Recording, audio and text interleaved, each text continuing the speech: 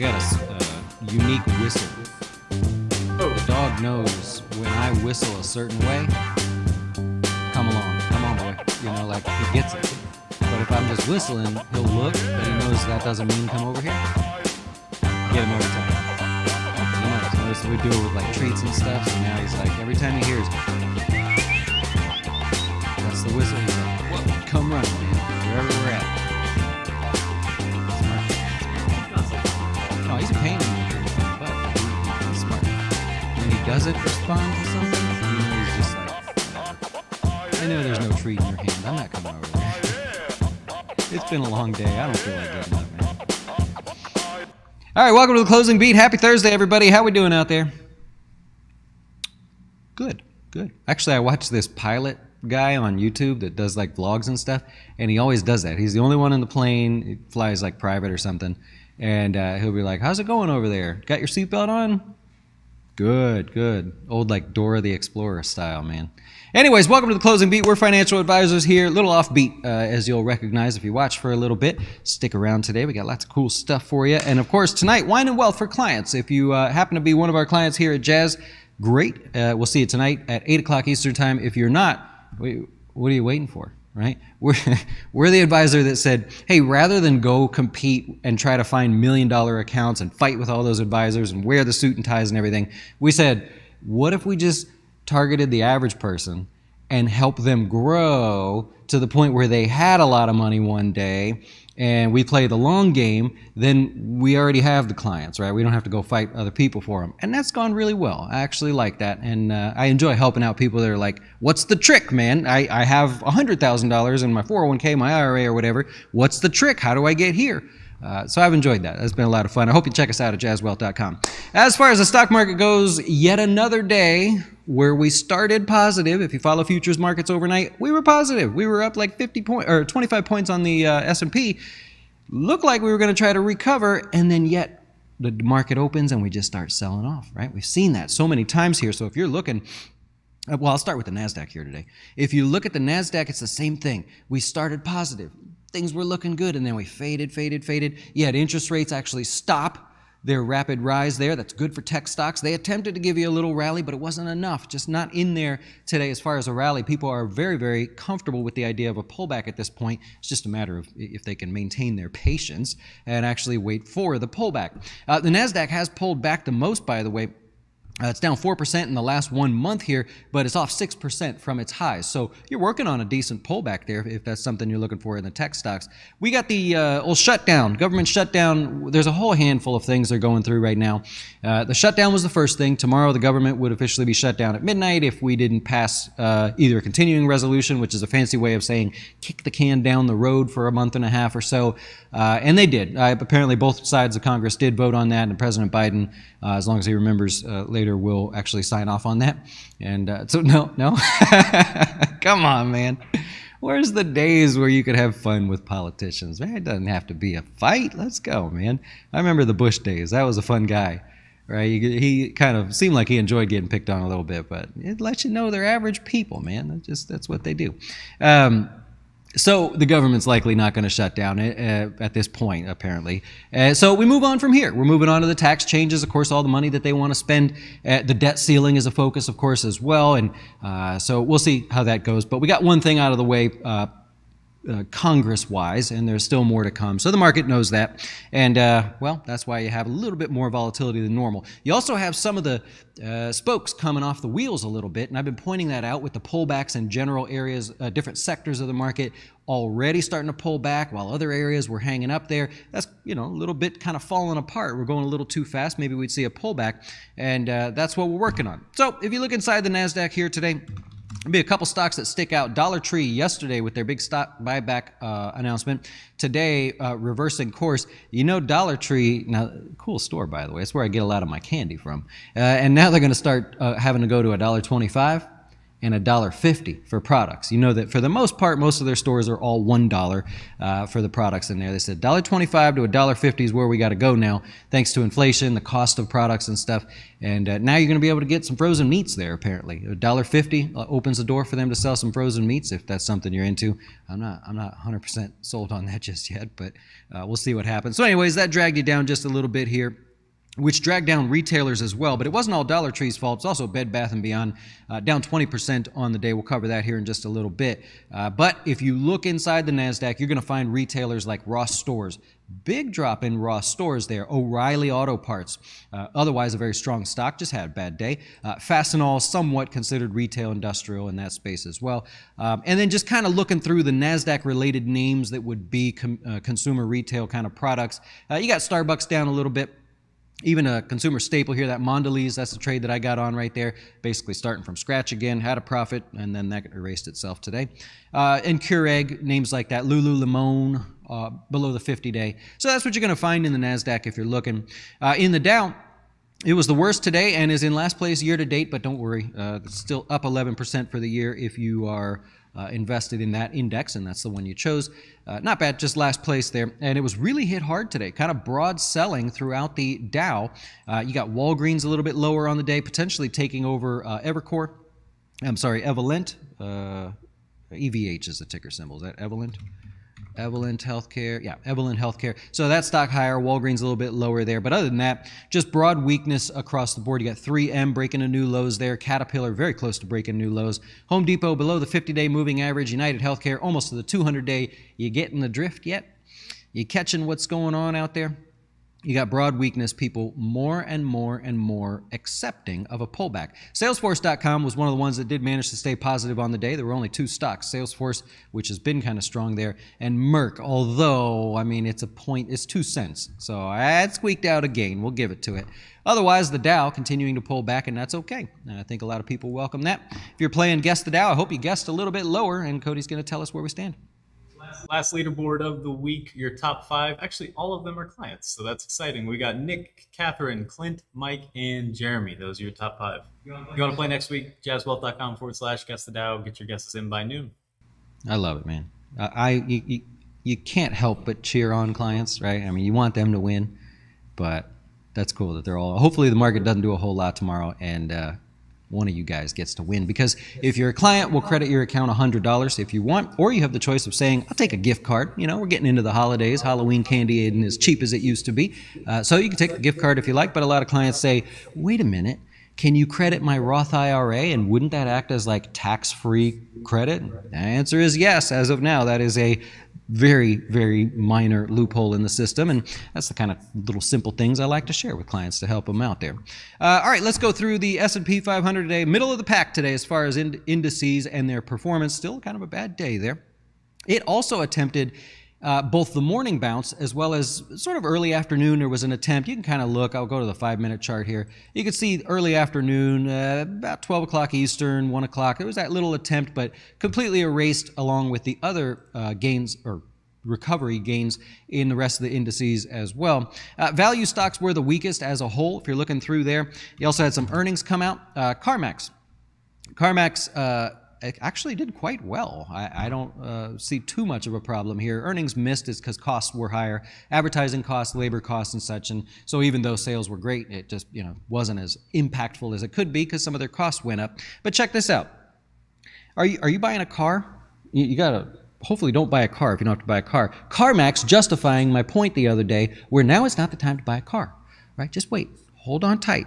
It's almost worth it to just fix up the car you have if something goes wrong, because their average retail selling price, according to their earnings report, was up 30.8% year over year. So compared, the selling price of a car last year at this time versus the last quarter here. And people are buying too. Sales for CarMax actually top $8 billion. I don't think I'm actually going to be able to show the exact change here, but check this out. So look at their sales. So this is quarterly sales, just tracking on a chart here, real simple. And as of tomorrow, when this data updates, you're going to be over $8 billion in sales. That's a record for them. You can see I'm looking back as far as I can, back into the 90s when they first came out there. And so there you go. If it weren't for costs, that would be That'd be a pretty good earnings report there. Like I said, profit was lower because they had an increase in advertising expenses. They had an increase in overall labor costs. And so that happens. Things like that do happen. Let's go to Pulte Homes. Little breakdown.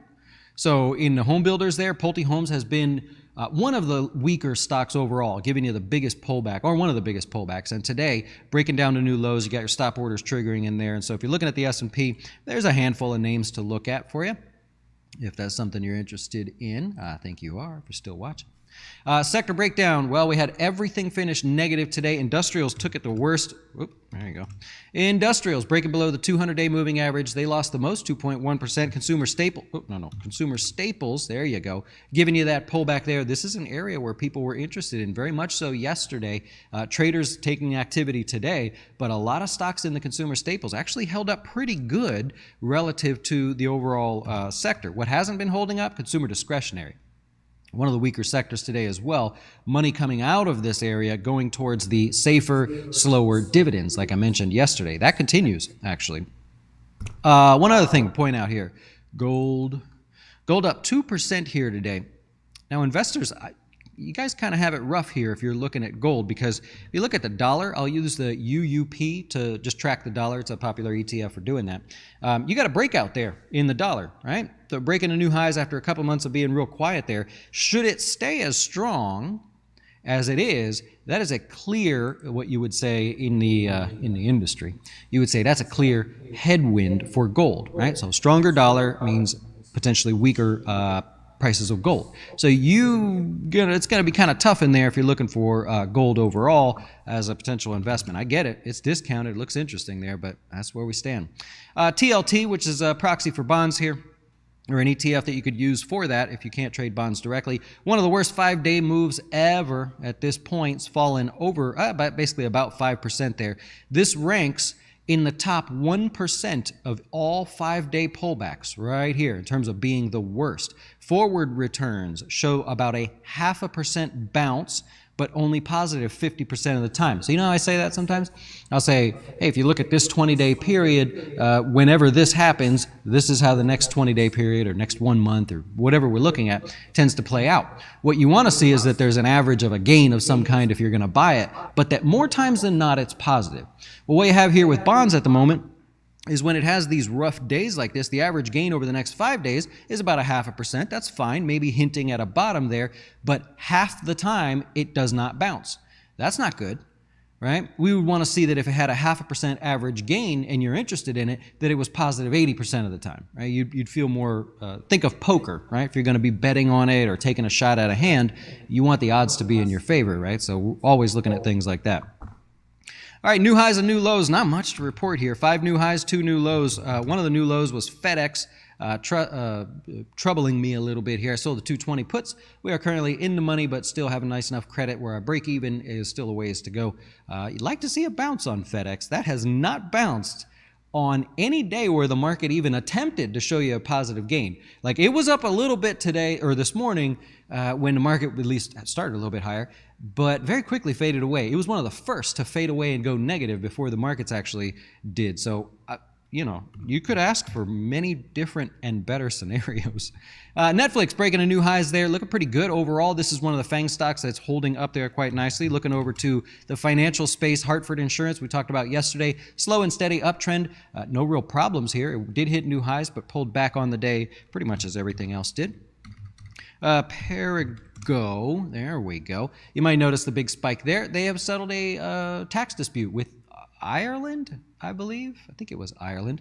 There was an issue when they sold a drug to Biogen, which was BIIB, that maybe they didn't pay the right taxes there, so they have settled that. And as we always say, stocks move higher on settlement news because that can be factored in now. We now know that all of this over here, which was the unknown of how much they would have to pay, has been factored in. Now we can say, oh, that's not going to affect earnings as much as we thought. Reprice the stock back to where it belongs, or seemingly belongs at the moment. Also, Zion hit new highs today, back over to the financial space, but this one's extended, right? So it's not one you'd fall for. It's one that you go, hey, it hit a new high and it's beginning a pullback. Maybe I come back in 4 or 5 days and see if it's something I want to buy at a better price. Maybe it's a week, I don't know. But you at least have something you can put on a watch list there. Okay, what else do we have? Oh, stocks in the news. Let's do it. Bed Bath & Beyond was a big drop, right? Still, it closed down 22% on the day. That's pretty impressive. They have supply chain issues, and that's one issue. So you go, okay, no problem. Supply chain issues, we all know that's going around. Probably wouldn't be such a big deal. But do you like constantly in the mail you get the Bed Bath & Beyond it's kind of like a magazine, paper stapled together, or there's that postcard that's like a coupon that says you get 20% off or whatever. They scaled that back. They said we don't want to focus on that. We want to focus on the online shopper at the moment. The virus, everybody's shopping online. They rightfully scaled back their printing. They said we overshot it. We scaled back that printing too much, and that actually hurt us. Put those two things together, and you have a recipe for, who's leading the show here, right? What's going on? Who made that decision? Why aren't they fired? So that was one of the reason for the stock falling. Altria. So U.S. basically says, it was a U.S. trade agency, forget what the International Trade Commission or something. They basically said, hey, R.J. Reynolds has this product, which is to heat tobacco rather than burn it. Now, it's the little thing, and like I don't know how you load it or do whatever, but they found that it's better if you just heat the tobacco. You still get the nicotine, all that great stuff, but the real nastiness comes when you burn whatever their tobacco was. That's where we have issues.